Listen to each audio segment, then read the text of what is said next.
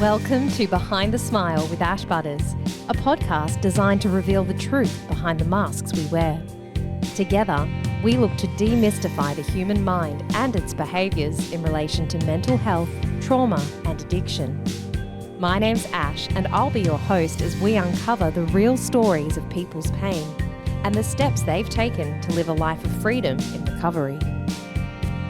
From sobriety to spirituality, join me each week as we uncover the reasons why people seek recovery and how their lives have changed by living one day at a time.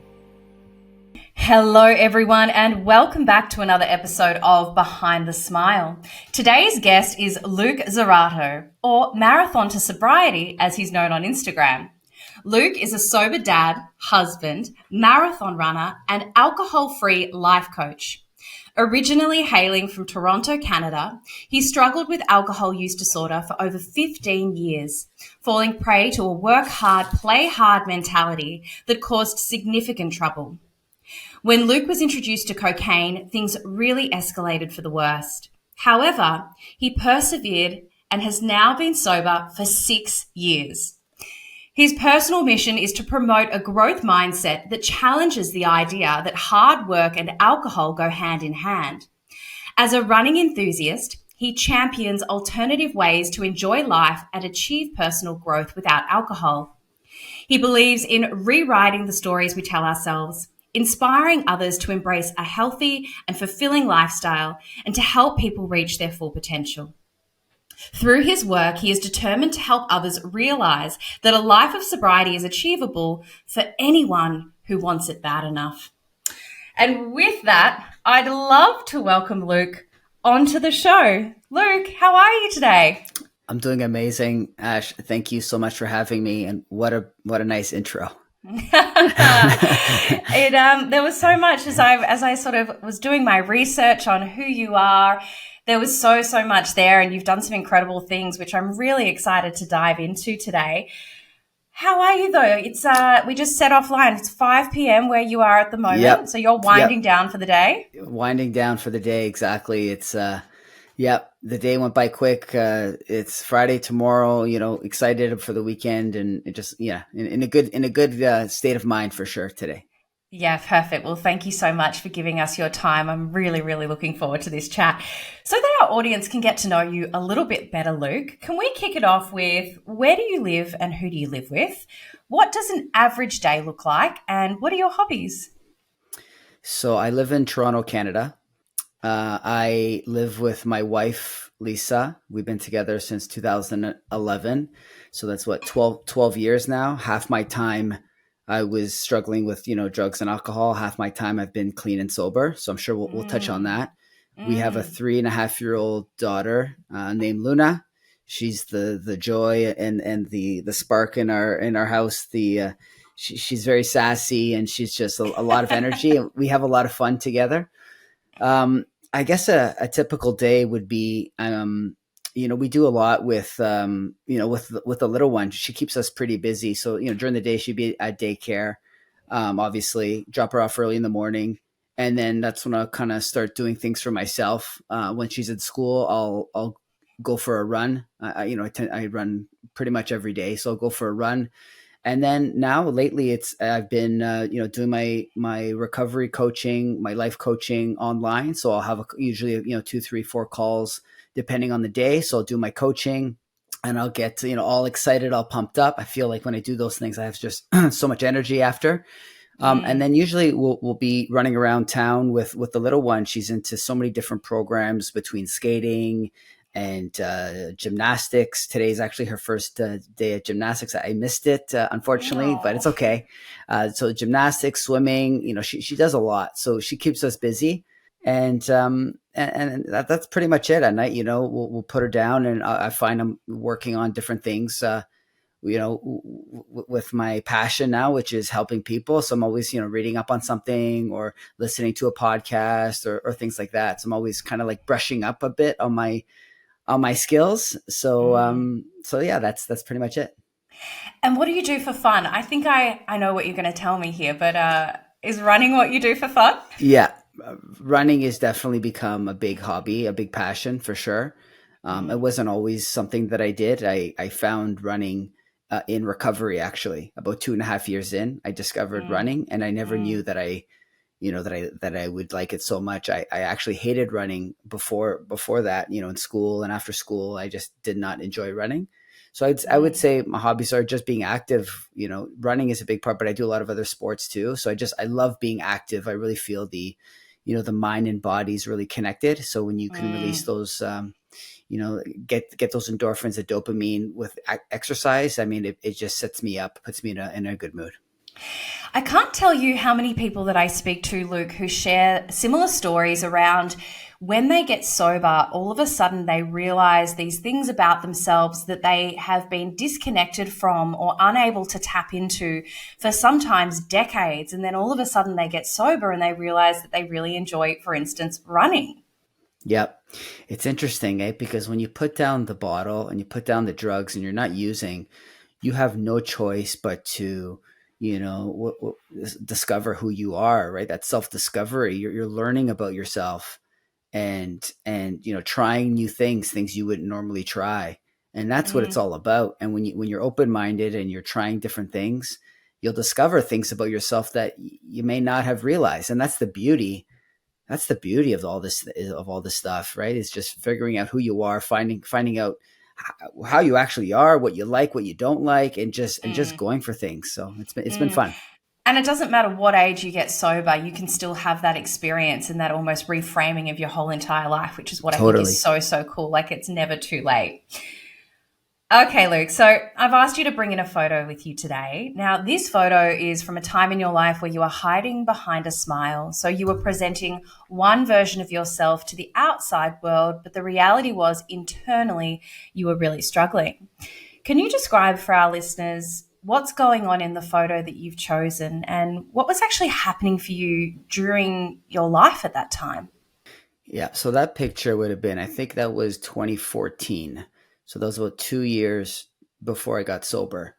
So the picture, actually, I'm on an airplane and I'm coming back from a bachelor party. One of my best friends was getting married and he did a bachelor party in Fort Lauderdale in Florida. It so happened to be the NHL draft weekend. So, the NHL draft was in Florida.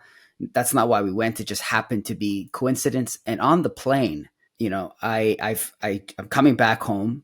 It was 4 days, 4-day bender, lots of drinking. And actually in the airport, there's a bit of a delay with the plane. So I ended up just drinking a lot. I think I had 5 beers at the airport. 5 beers because I had anxiety about going. It was Sunday, so I had work the next day. So I just had anxiety. Like I wasn't ready for it to be, vacation over type thing. So I was drinking a lot on the plane. And the interesting thing too was I ended up sitting next to an NHL player's grandmother. This is hockey, isn't it? This is hockey, yeah. Okay, let me just to clarify. Yeah, absolutely. So it's hockey. Hockey's absolutely like massive in Canada, right? Like everyone plays hockey. So I ended up sitting next to one of the NHL, someone who got drafted, who ends up, is one of the best players on the Toronto Maple Leafs, our NHL team, hockey team. And I was sat next to his grandmother, and I would love to hear her version of that experience, because I was just really, I thought I was being cool. I thought I was being funny. I was probably just being very obnoxious and just super annoying. And yeah, like looking at that picture, you'll see that I'm smiling for sure. My eyes are looking pretty heavy, right? Like you can just see my eyes that I've had a few drinks. My face is red. And that was, that's how I was. I wasn't, I wasn't a daily drinker. I never drank alone, never craved alcohol. I was very much somebody who, once I started drinking and it was a social environment, like it was a party or a celebration, I just didn't want, I didn't want the night to end, and I just didn't want to stop. I wanted to just make the most of every moment, celebrating or whatever the case was. So that was me, weekends, coming into work on Monday, hungover and just tired. That was my life for a long time. Oh, you really just took me back there with that description, the Sunday scaries. I used to think that was just a part of being an adult, and that was just a part of life, that you got the job, and then you'd blow off steam on the weekends, and then you'd have that anxiety on a Sunday where you dreaded having to restart the work week again. And I can honestly, hand on heart, say that since getting sober, I have not felt that once. Not a Yeah. single Sunday where I have been dreading the Monday to start. What about you? No, me too. Ash, me too. And that was part of the reason what made this thing so much more complicated for me was that I always forgave myself in the sense that because I kept a good job, right? I worked in corporate technology sales. So I worked for a big global company for years, like 13 years, same company. So I had a good job. So it was like, hey, it's not that bad, like I'm maintaining the job. I'm still showing up to work on Monday. It's not like I'm skipping work and drinking and doing drugs. No, I was showing up to work. It was my way of saying, hey, I'm working so hard during the week. I'm allowed to get really messed up on the weekends because I've earned that right. And this is how I thought, like, this was life. Like, you work hard during the week and then you party really hard on the weekends, and that's just what you do. And right, that work hard, play hard mentality.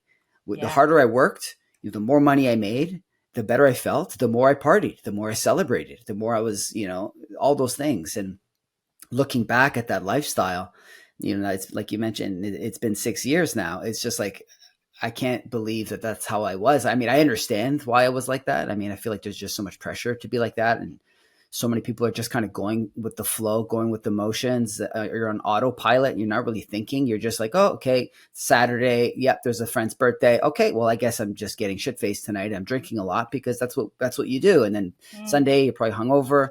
And maybe you'll go to a patio and you'll start drinking again to feel a little bit better about yourself. And then, like you said, Sunday night comes, the scaries come, you're getting all so full of anxiety, you're waking up, you're not feeling fresh, you're feeling tired.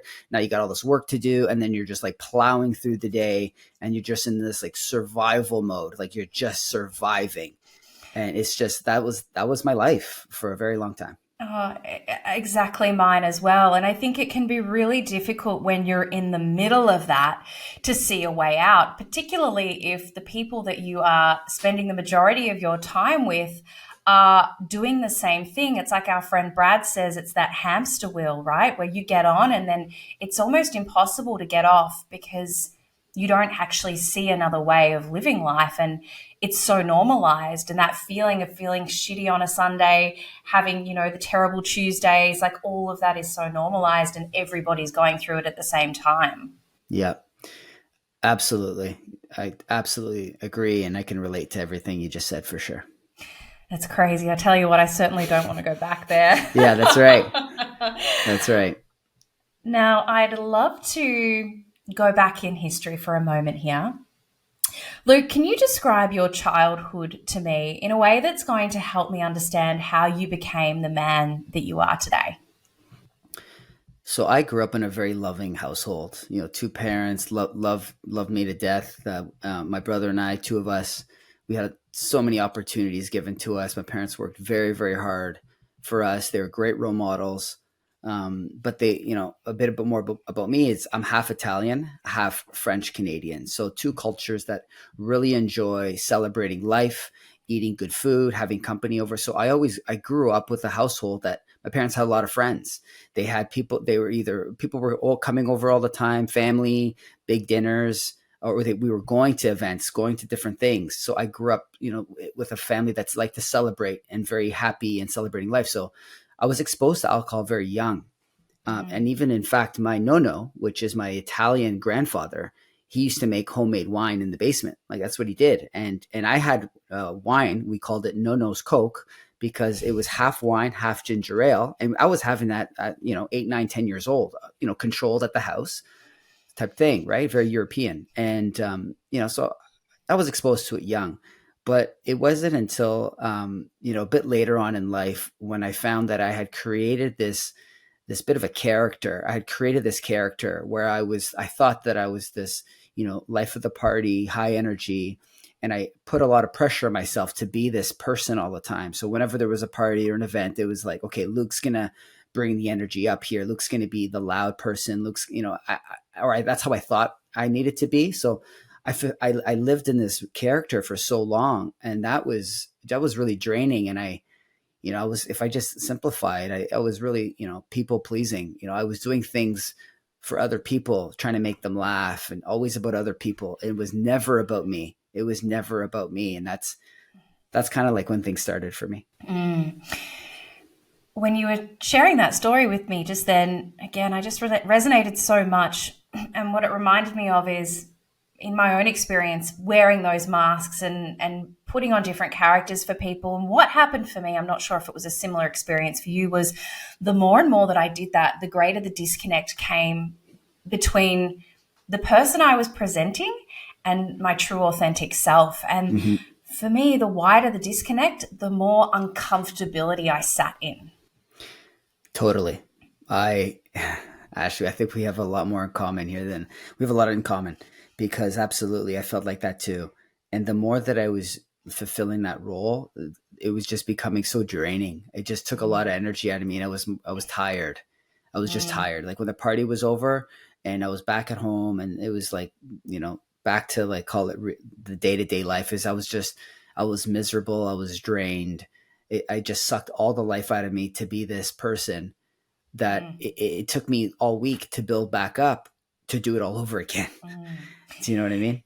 And then we find drugs and alcohol, and all of a sudden it's like the golden ticket, right? It's like, hang on a minute. Now I've got something that can make this, playing this role, playing this character. It's almost, it takes the effort out of it. Exactly. It takes the effort out, and then we get fooled time and time again. Alcohol, it gives us this feeling that we are, more confident. We are, funnier, better looking, all these things that alcohol convinces us, when we have that one or two drinks, that kind of that sweet spot. But it's very, I'm not able to really moderate very well. When I have that mini buzz, 2 drinks, it's like, why wouldn't I have 3? Yeah, I'm having a great time. People, I'm having a good time. I'm laughing. Why wouldn't I have 3? And I tried to do the moderating thing for a long time. Like I did therapy, and I really wanted to moderate because I knew that I had a bit of a problem, right? Like my wife and I would argue, or at the time, my girlfriend, we would argue a lot about my drinking. I was letting people down. I was letting myself down. The anxiety of like, what did I do the night before? Like, what did I say? I would black out a lot. Like, what did I do? And then I get the text, or I get this, and you said this. And I was like in apologizing mode a lot of the times. I can't even tell you how many times I had to apologize for something I said when I was drinking, like really bad, like a lot. Sending flowers to my girlfriends, my friends, flowers and apology letter. Like it's bad. And like when you're doing that stuff, something's a bit off. Right. So yeah. And it's smashing your self-esteem, right? Time and time again. So all of a sudden, like, you start to lose your identity even more, and you become ashamed of the person that you're showing up as. And that makes you want to drink even more. It's a vicious cycle. It's really a vicious cycle, because this thing makes you feel better quickly. That's the problem. It makes you feel better. That instant quickly. gratification. That instant gratification. And we love that, right? It's like, hey, I'm feeling tough. I'm not feeling good right now, but I know if I have this drink, I'm going to feel better. So it's so easy to just give into it. Now, drugs became a part of your story. When did that happen, and what did that look like? So in college, university, I was a big drinker, never did drugs. Then when it wasn't until I moved back home from school, and I had my own place, living on my own, that's when I got introduced to cocaine, which would have been, I don't know, 2009, 2010. My father had just got diagnosed with cancer. I was stressed. I was working a lot. I was working a ton. I had, my corporate technology sales job. I also worked in real estate. So some weeks, no joke, I'd work 70 hours a week, no problem. I was just working. And I just felt that when I was using drugs, especially, that it just made things better. Like I felt like Superman. I felt invincible. I felt all these things. So when I started doing that, I was really letting people down big time, not showing up for a lot of things. And it was just making things more complicated. It really was. and it just wasn't good. And, my girlfriend at the time, she never used that stuff, and I was hiding it from her, and it just wasn't pretty, and it just wasn't going to end well. Like the trajectory I was on, it just wasn't going to end well. And that's where I really started the therapy. I was like, okay, Luke, like you need to put some work in here. Like, let's figure this out. So I did therapy, and it was always like, let's moderate. Cause I wasn't never ready to even consider not drinking, because that's how I was raised. Like, that's my culture. We drink and we socialize. Like, what do you mean? Yeah, Don't drink. Are you crazy? Are you crazy? It's How am I not an going to option. be? Not an option. Right. So Were you honest with your therapist about how much you were drinking and using? not really. Not really. No, I was that I was doing it, but I was like, I had this, I don't know, this fear. I just didn't trust her that much. I don't know. I just struggle. And it's interesting because I have a client right now that I'm working with who said the exact same thing to me. She told me that she had a therapist, did therapy, and she just wasn't honest and wasn't open and transparent. And as soon as we got to know each other and we started talking, she got emotional. She's like, look, I finally feel like I could I could talk to you about this, because I feel you've been through it and you're not judging me. And it just, that safety place. Right. And so no, I lied. But then after a really bad episode, a bad night, another like blow up night, I woke up that morning and I was like, okay, look, something needs to change here. Like, this is not working. So I went on Google and I Googled therapist in Toronto. Like, it was December 27th. So just between Christmas and New Year's. And I just like, okay, look, like you got to talk to someone else. And I went, and I was lucky, within a few hours of making that initial contact, I was in his office. And first time meeting, Wow. literally, so lucky. Like, so lucky. That timing, not many people are working between. Anyways, I was in his office and I was like very honest with everything that had happened the night before and all these things that's been going on for the past little bit. And he spoke to me the way nobody had ever spoken to me before. And he just looked at me in the eyes in this assertive, deep voice. And he's like, Luke, you can never be drinking again. And I was like, what do you mean? Like, no. And then we started talking more, and I was debating him and this and that. And then when our meeting ended, and I went home and I went to the car, I sat in my car and I couldn't stop crying. I just knew that what this man was saying was that he was right. And there was something there. And that's when I became like open-minded to trying this sober thing. I was just like, you know what, Luke, like you have to try this. Like you did this moderate. It's just not working for you. It's not working. So I was like, okay, let's try it. And that's when like the journey started. That's when it just started. And that's like, I was so terrified. I can't even tell you how scared I was to try. And it ended up being obviously it's the best thing I've ever done for myself. No question. It's such a common misconception, isn't it? Again, I was right there with you when I remember going to rehab and telling myself that I was going to learn how to drink like a lady, because my brain would not let me even conceive the idea of a life without alcohol and drugs. Like at that point, I couldn't even fathom it. So I had to almost trick myself into going, well, I'll just learn how to moderate and all this stuff. And like the reality was that was never going to happen. I'd been trying to do that for a decade. I knew that I couldn't moderate. And so this misconception is that when we give up, when we choose a life of sobriety, we have to give up everything we love. And it's actually the complete opposite. We give up one thing and we get everything else. Yes, so true. It's crazy, so right? true. It's so true. It's like, I wish that I could like go back to my younger self from day one and just be like, this is going to be the best thing you'll ever do. And it's going to be hard. You're going to suffer for the first little bit. It's going to be very difficult, but there is definitely a light at the end of the tunnel, and you can do this. I wish I had that at the beginning, because I didn't. I did it all on my own. And like no therapy. I stopped therapy. I didn't do group. I did a couple group sessions right at the beginning. But I wish I had that person that said, look, you're going to be okay. And I'm here to help you, and we can do this together. And that's part of the reason why it's like, I'm so excited that I'm taking a chance on myself here with this coaching thing that I'm doing. Cause it gives me so much fulfillment to know that I'm a part of someone's story a little bit. And it just makes me feel really, really good. But you're right. Like, it's the uncertainty, right? It's like, because we've been drinking and using for decades, let's be honest, for years. So it's like doing this thing that's so different. It's like so unknown. It's like, what is it? How am I going to be? How am my friend? My friends are going to like me? Going to have to get new friends. What am I going to do? What am I going to do? Like, what do I like? It's so scary. It's terrifying. It is. It's that, yeah, like you just said, the fear of the unknown. It's exactly what it is. And you mentioned that you did the first part of your sobriety relatively solo without much support around you. What was the driving force behind that decision, and what did it look like? To be honest with you, I just felt like probably ego played into that. Like ego played in that I can do it, right?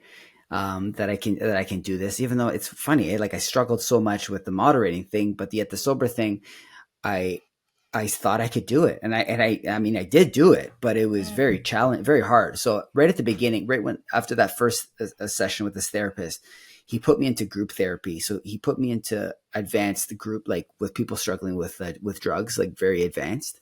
And I saw what I needed to see in those meetings, or I thought I did.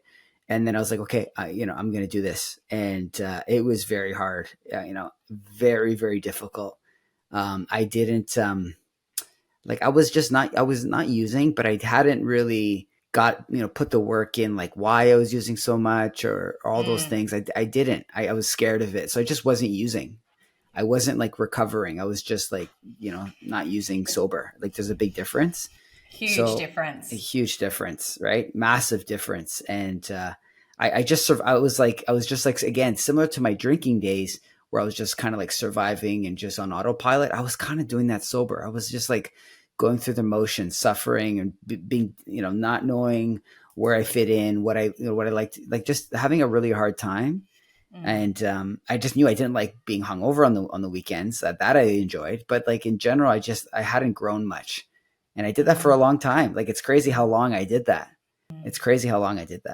Well, it's really interesting, isn't it? Because I'm yet to meet a person that has a dysfunctional relationship with either alcohol or drugs who is really well-rounded in their personal lives and their personal development. Generally, the reason that we're turning to a substance is because we're trying to fill, I call it the God-shaped hole that sits inside my soul. We're trying to find a quick fix to that discomfort and that irritability, which is our baseline. So you remove the solution, which has been the drugs or the alcohol, and you're still left with those feelings of discomfort, of dis-ease. And so that's where having a community, having a support network, doing therapy, going to 12-step, whatever it looks like for you, that's where you're able to treat all of that stuff so that you then don't need the substance down the road. The interesting thing I have come across is for people who give up cold turkey and then they don't use any of those networks or those tools, is often they get worse from a mental health standpoint. Have you seen that? Yeah. For myself, I don't know if I got worse. I just wasn't necessarily getting better at the same time, if that makes sense.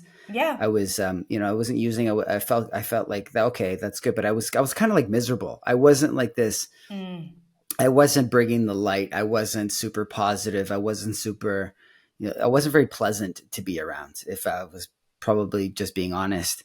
I don't know how my wife stuck with me all that time, but anyways, it's like when I hit my 5-year mark, I don't know, something about the anniversary, I started shifting my mindset from feeling guilt and shame about my sobriety, because that's what it was. I was so embarrassed about my sobriety. I just thought I was weak because I was sober. Like you're sober because you're weak. You're sober because you can't handle your booze, and that's not cool. And the big part of that too is I had no idea that there was this community of amazing people that are sober and that are thriving in sobriety. Like I did not know this existed at all. Right. This was like so new to me. So when I got introduced to this online community, it just gave me so much empowerment. I felt safe. I felt inspired. I felt understood. I felt all these things that I never had when I was on my own, right? Just doing it on my own, because I didn't know anybody sober. I think I knew one person sober, and like we didn't really talk much. So it's not like we connected about it. But then once I, leaned in and made friends, and it's like it's completely evolved for me. And it's like I've had a massive identity shift in this process where it's like now I'm so proud to be sober. I'm so proud. It's done so much for me. It's made me who I am today, and I have so much to be proud of. Yeah, things are hard. Like it's not going to solve all your problems. I still have my problems. My wife and I still argue. I still have my insecurities. I'm not far from perfect, but I just know that I'm better than I was yesterday. I'm better than I was the day before. I'm better than I was, 5 years ago, 6 years ago. That I know for sure, and it gives me all the reason to stay on the path. Yeah, it's that growth mindset that you talk about, isn't it? When we choose to get sober, we choose to say yes to life, as opposed to the opposite side of the coin, which is just perhaps coasting year on year. When you decided to go public, you did a post on LinkedIn, didn't you? I did.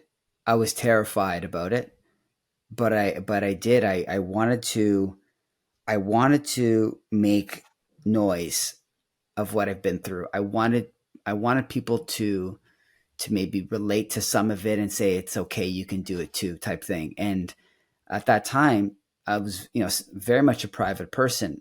All of my social media was private, so I wanted to do it somewhere that people could see, and I wanted to make noise, especially in the corporate world, right? Like LinkedIn. People use for corporate networking, job postings, companies, and I worked for a global technology company, and hardly anybody in the office knew that I was sober, like other than a couple friends, like really close friends, but most people never knew. At events, I hid it, and I just either wouldn't show up or I would just pretend I was drinking, like I had an alcohol-free beer, and I pretend it was a beer, and I just would never address things. And so when I came to the conclusion that I was ready to share, I was like, okay, let's do this on LinkedIn. Let's do a public post, and let's make some noise. And I had no idea that it was gonna be shared as much as it did, and it was just in that process was so liberating. I just felt, for the first time in a really long time, I just felt free. Like the secret was out. I felt so much relief, and it was an incredible feeling to do that.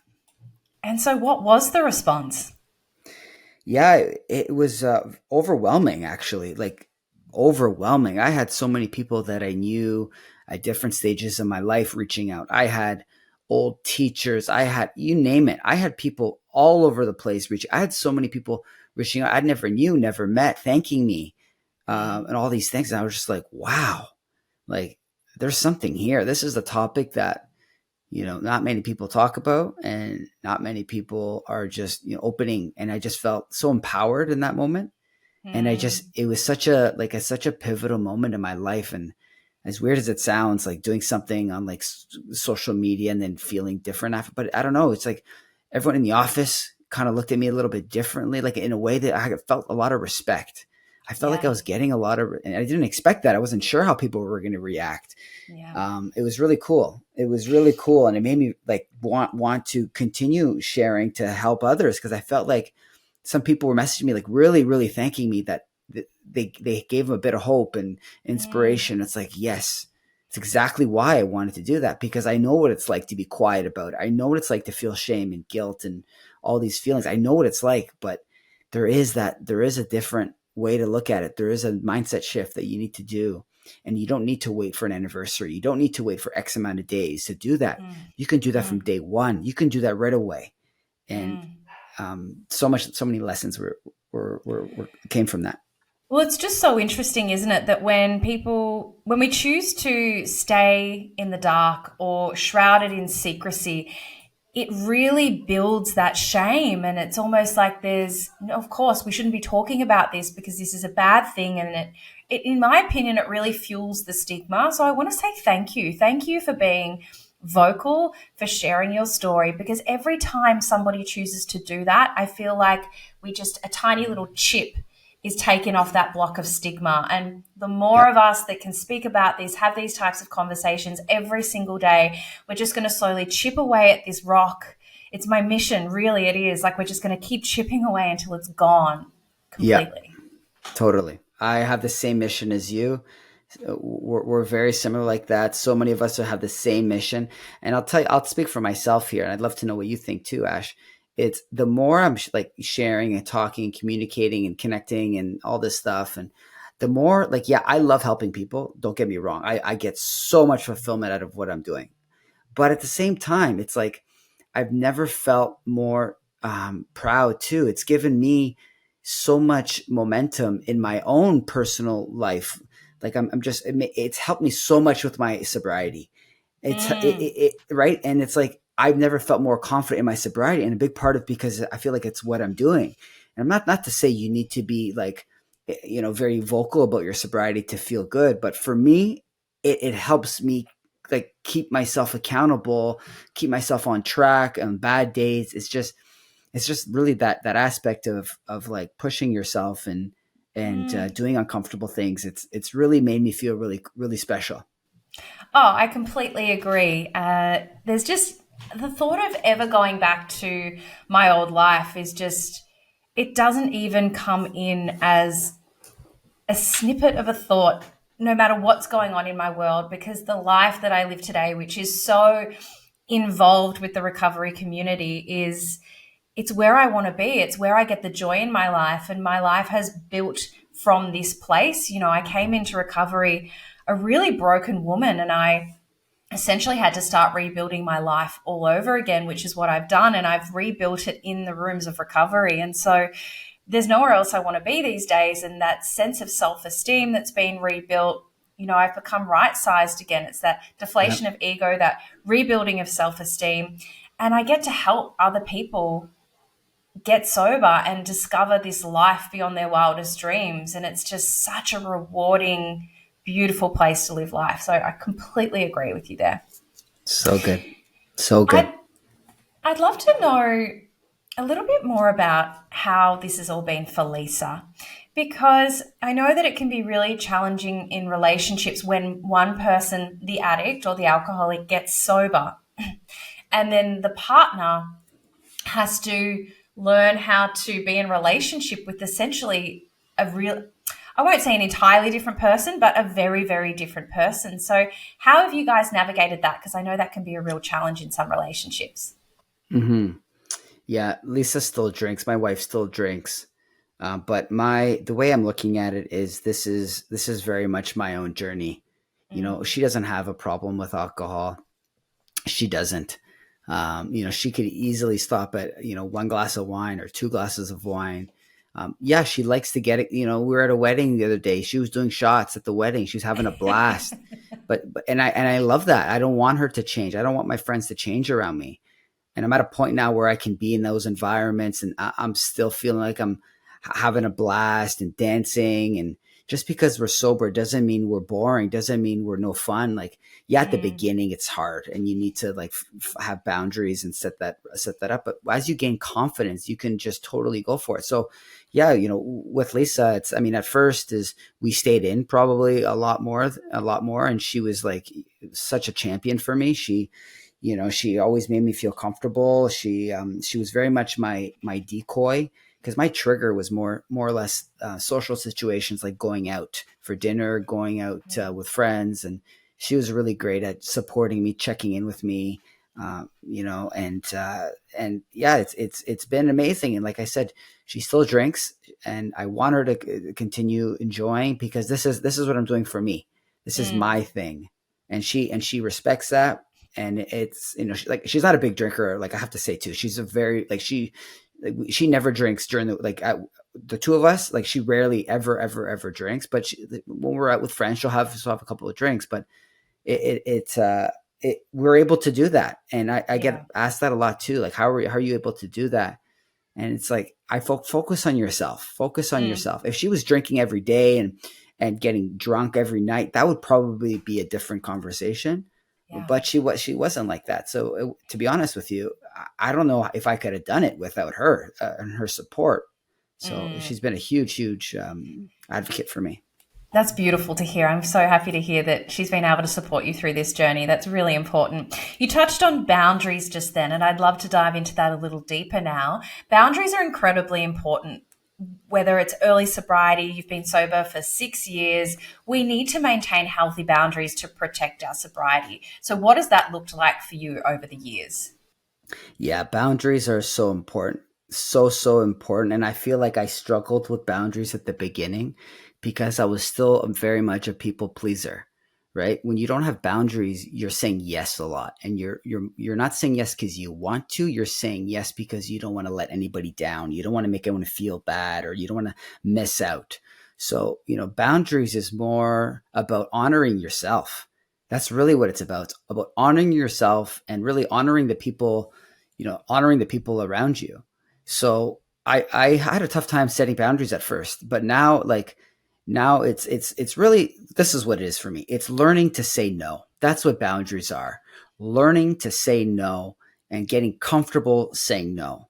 If that means, like, I'll give you a couple examples of things. Would be, if there's a particular event that I know that's just not going to be good for me, I'm just going to be jerk, especially early on. I just would not go. I would learn to just say no and not go to certain events. And that was hard. That was very, very difficult because, again, my nature, very much like a lot of people, is you don't want to let anyone else down, right? And the other thing too is I had to cut people out of my life. Like, let's just say it with the way it is. The boundaries were people, places were boundaries. So I just knew I couldn't hang out with certain people. I couldn't go to certain places. Frankly, there were even some roads, some streets that I just would give me the creepy feelings.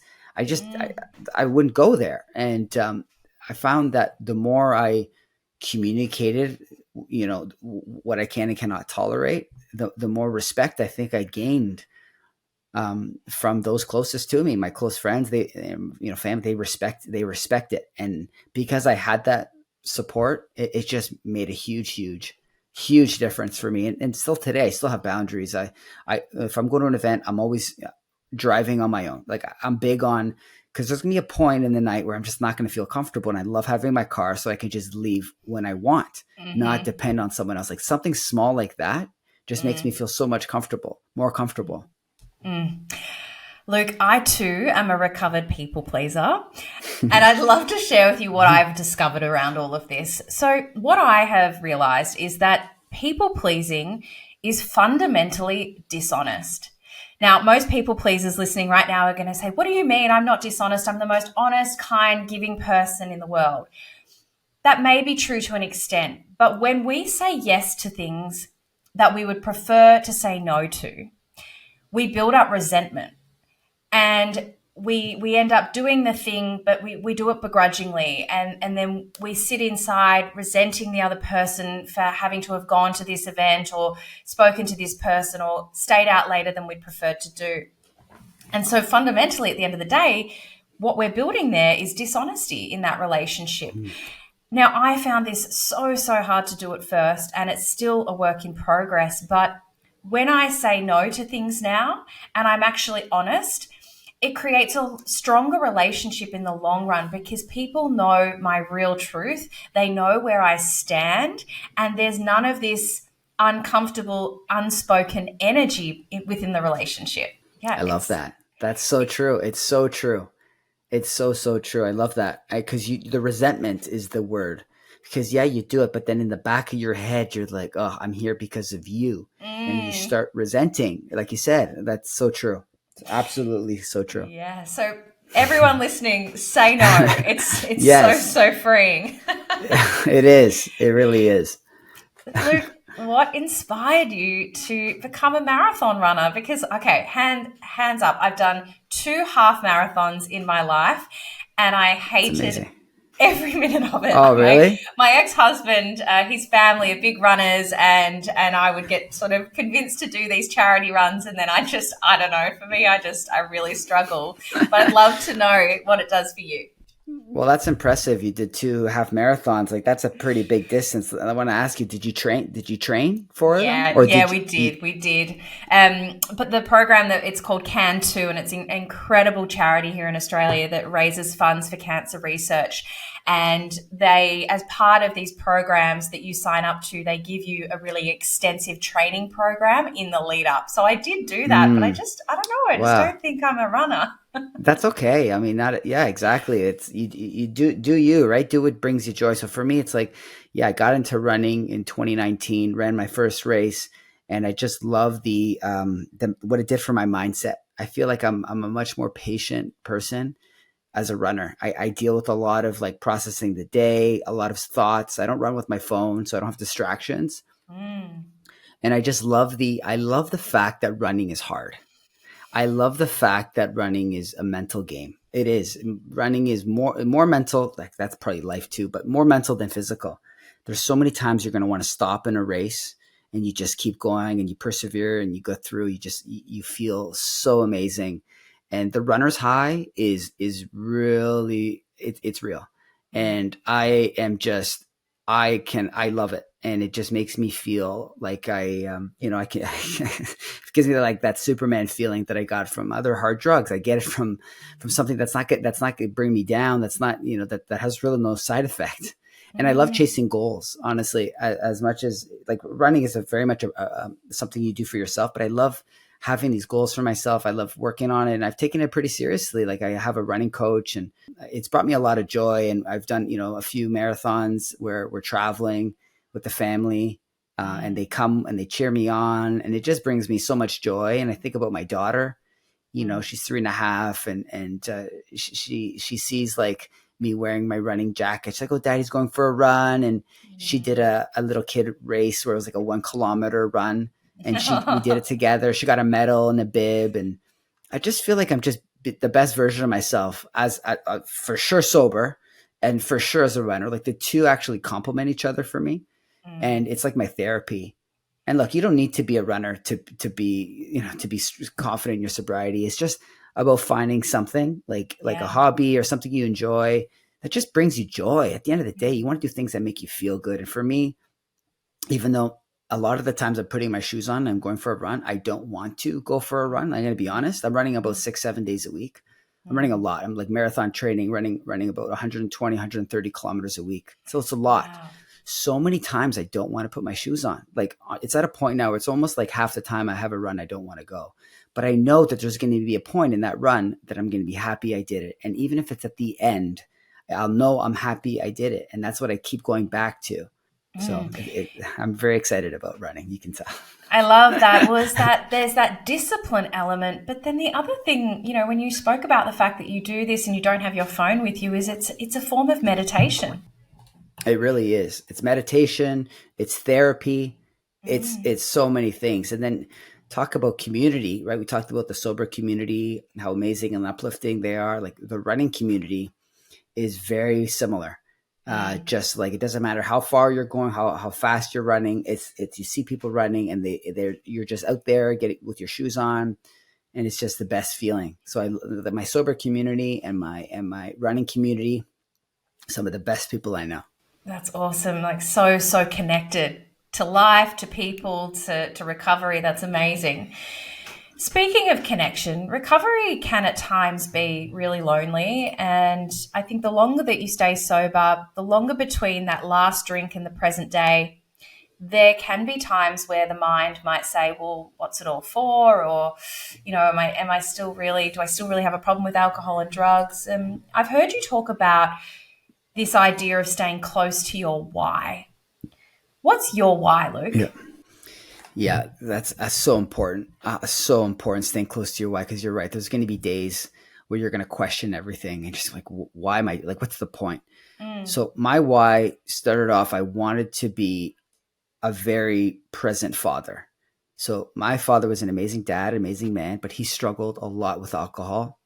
And he never talked about it. He's an Italian man, never talked about it. But him and my mom, they fought a lot. And being the eldest of two, I was very aware of what was going on. I cried a lot as a kid. And I just said to myself, I never want to put my child through any of that. So that was my big why. It's like, no, I cannot do this. So that was my why. And then now that she's born, she's still become my why. I have so much joy when I'm with her and I'm playing with her. I just feel so present. But I feel like there's another element of my why now.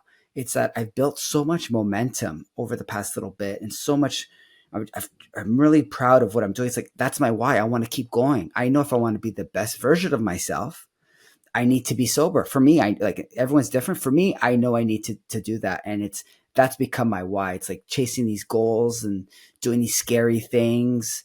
Like speaking with you, Ash, you get a little bit nervous when you're doing this stuff, but it's pushing me, and it gives me all the more reason to keep going. Yeah. What's your why, Ash? Oh gosh, that's a really good question. I think my why is about, firstly, I get to live my life every single day knowing that, number one, I haven't hurt anyone today. I haven't harmed another human being. But not only that, that I am giving back to this world, that I'm going to leave this world a better place than when I found it through the work that I'm doing in recovery. And that for me is really powerful, because when I was drinking and using, I couldn't say that about my life. I was a stream of chaos and carnage was in my wake. I used to have a nickname like Tornado Ash, and my life was destructive. And now I'm the complete opposite. Every single day, like, I pray in the morning and I ask God to direct my thinking and show me how I can best be of service today, how I can help someone else. Wow. And that for me is just something that I don't believe I would be able to do if I was out there drinking and using. So it's enough for me to want to stay sober. Beautiful. So beautiful. That's awesome, Ash. Really cool. Thanks, Luke. I'd love to know what's something that has been revealed to you about yourself since you got sober. So something that maybe you didn't know about yourself prior. I know you mentioned running. That was something that you weren't doing. But What about more like, rather than say an activity, something that's like fundamentally in your core, your being? I think that I, obviously learned a lot about myself. I think I learned that I'm pretty quiet. I'm a mix between introvert and extrovert, where I thought before I always had to be extrovert. Yeah. Now it's like, I enjoy my quiet time. I enjoy my quiet time alone, quiet time with my family. And I learned that, I'm also sensitive. Like, I'm also sensitive, and I'm very passionate. So, I know that about myself, and I'm more self-aware of those things. So I'm able to maybe protect it or be more mindful with different areas in my life that I just would never be in tune with, because I just masked with alcohol and drugs. I never got to that point where I was truly appreciating who I was. And that's been a very, very amazing feeling to go through that. Yeah. And again, it's this whole idea of like, when we put down the drinks and the drugs, we actually discover who we are at our core, like our true essence. And then we can live from that space of authenticity, and you don't feel like you're pretending anymore. Like, life is no longer exhausting. You kind of live in this sweet spot or this pocket where things just feel really comfortable. Or like there's this, the word serenity, I think, describes it so perfectly. Yep. Totally agree. Luke, there is one final question that I would love to ask you, which I ask all of my guests as we wrap up the show. And that question is, what are your 3 non-negotiables that allow you to live life today happy, joyous, and free? I love that question. So I would say first one is surround yourself with people who lift you up. Life is way too short to be with people who suck the energy out of you and who aren't bringing out your best. So revisit those relationships, prioritize yourself. That's what I do all the time. If someone is a friend is just not someone is sucking my energy, just not being someone I want to hang with, guess what? I'm not going to hang out with this person if I can control it. So that's my first one. Second one would be, connect with, and we touched on this already, but connect with other people who are, like-minded and are on the same path of self-improvement. People who are looking to be better and improve, and people who are self-aware, people who are goal-oriented, people who care, who hold their values very close to themselves. Those are the people you want to hang out with. So connect. And the last one, and I really love this one, is be the light. Be the light. So don't wait for others to give you something. Be that thing. So be that fresh air. Be that smile. Don't wait for others to smile to you. Don't wait for people to say hi to you. Don't wait. Create. We are the creators of our own mindset, our own life. So I'm a huge proponent on that. The more I focus on that, the better things have been. And to be honest with you, I've had to force that one. I had to force that because there's a lot of days I just don't feel good. I don't feel, even like in this sobriety thing, right? There's so many days I don't feel good. I'm off. I'm just not having a good day. So when I'm feeling like that, I know that I need to be connecting with other people and like making eye contact and smiling. And what I do in my runs, because I'm running a lot, is when I'm in those moods, I wave and I say hi to other runners as I pass them. Like, you can't pass me without me saying hi to you, because that split second interaction that I see a smile back and I'm getting something back, it just lifts me up, and it takes no energy to do it. Nothing. To wave your hand and say hi to the receptionist, say, how's your day? Like, small things like that takes no energy, but you're making connection, and it just puts you in this right mindset, and it just gives you the warm and fuzzies. And I can't talk enough about that. It makes me feel so good. I love that. And I think one of the biggest takeaways I'm going to have now is don't wait, create. That's freaking awesome, Luc. Cool. Oh, wow. Oh, gosh. I can't thank you enough for your time and sharing your story. We say here on Behind the Smile that when we recover loudly, no one needs suffer in silence. So thank you for being here today and for everything you do within the recovery community. It's amazing. Thank you, Ash. And right back at you. I mean, this podcast, what you're doing, I when I'm watching your stories and different things, and I just see the energy you have, and you really are meant to be doing this. I know, like, we're talking about our purpose, and like, you're exactly where you're meant to be, Ash. So keep going. Keep going. I can't wait to stay connected with you, because you're definitely a special person. Thank you, Luc. Now, if people want to find out more about all the incredible stuff that you're doing, where can they go? So they can go to my predominantly on Instagram, Marathon to Sobriety. You can also go to my website, marathon2sobriety.ca. And you can sign up for, you can get a free guide. If you sign up for my newsletter, you'll get a free guide on how to be the party sober, the life of the party sober. It's not just a party thing. It's more like how to live a sober life and thrive. That I, put 14 or 15 pages together, put a lot of work into it, but I love this kind of stuff. So I love to connect with you. Like, I do this, life coaching, alcohol-free coaching. So I love helping people. I love seeing things inside of themselves that they never saw, and help giving them that path and that confidence in doing something that's so, rewarding as sobriety and alcohol-free is. That's amazing, Luc. I'll make sure that I pop all of that information in the episode show notes, especially that free resource. Thank you. I'm sure people are going to be super grateful for that. And like I said, I just can't thank you enough for being here today. We'll definitely stay in touch. Awesome. Thanks, Ash. Appreciate it. Thanks, Luc.